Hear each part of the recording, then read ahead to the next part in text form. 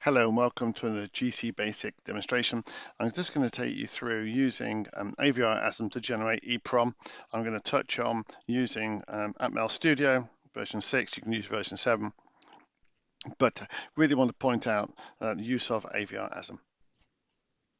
Okay, so GC Basic supports integration with AVR-ASM. Specifically, I'm going to show you AVR-ASM 2, other GCC assemblers you can use, and I've loaded a number of those into the URL shown below up on the SourceForge site. AVR-ASM is the fourth option that's fully integrated and available as a selection within the current build, and as you can see from the information, it's a 32-bit native assembler and supports AVR chips. Obviously you've got to install ATMEL Studio. I've installed 6, ATMEL Studio 6, and it works quite well.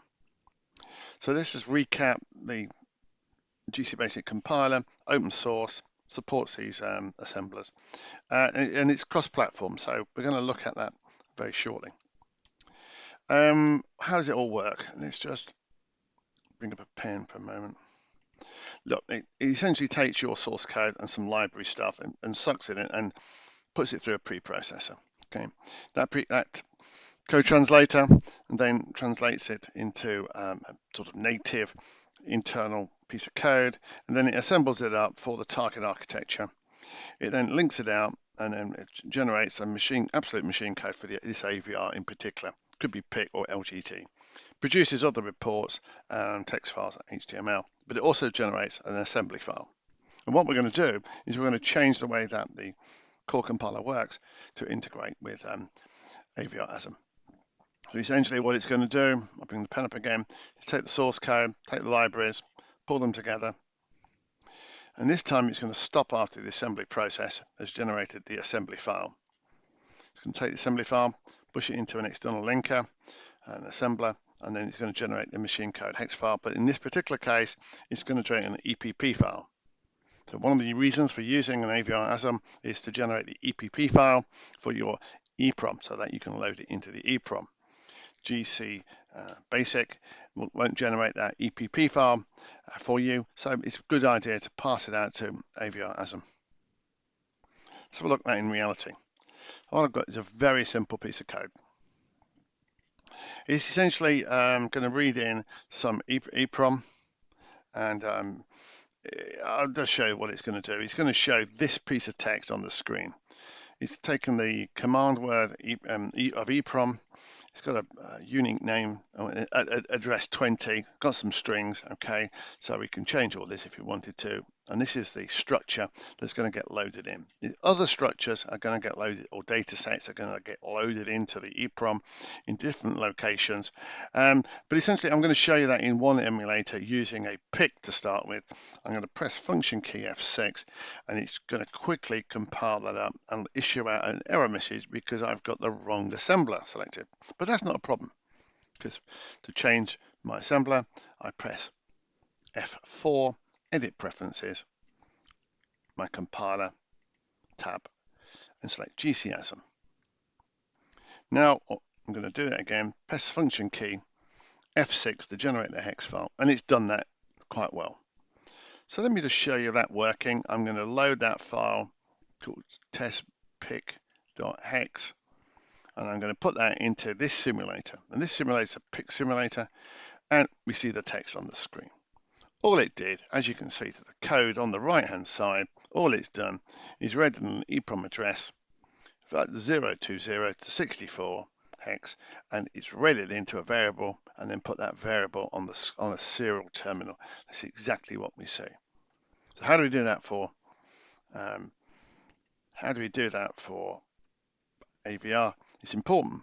So what it did, it preloaded this EEPROM set of data in there for us as part of the programming process.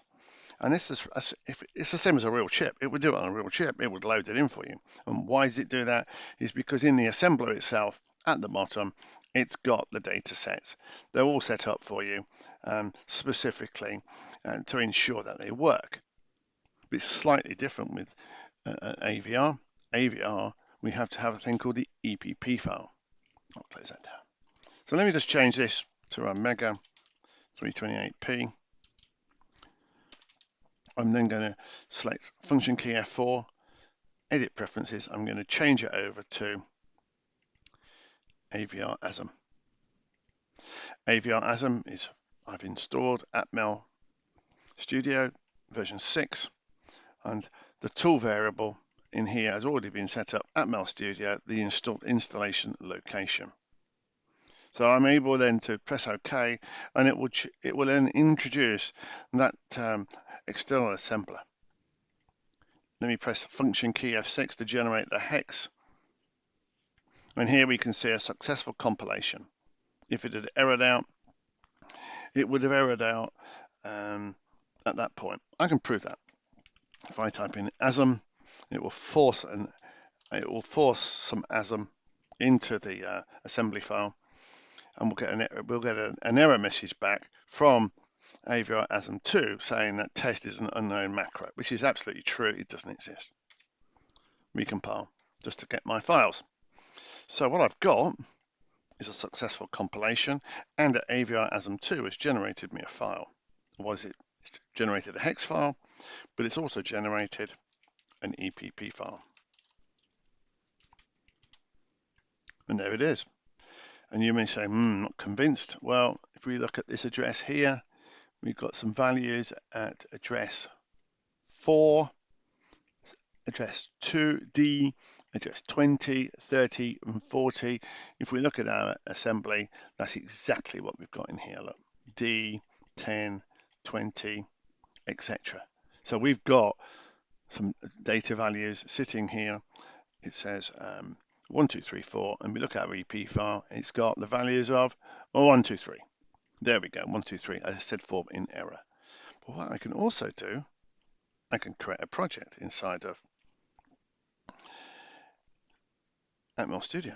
Let me start ATMEL Studio. I can take this assembly file that I've generated. I can pass that and generate a project and walk this assembly program in Studio. Let's just do that. New project. It's assembly project.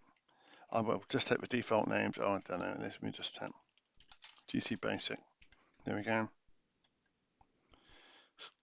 It's created me a project. Let me just give it select the right chip. That's the chip selected.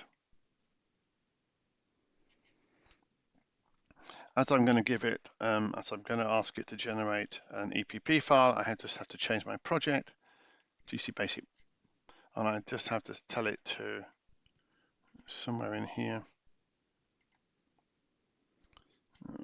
build,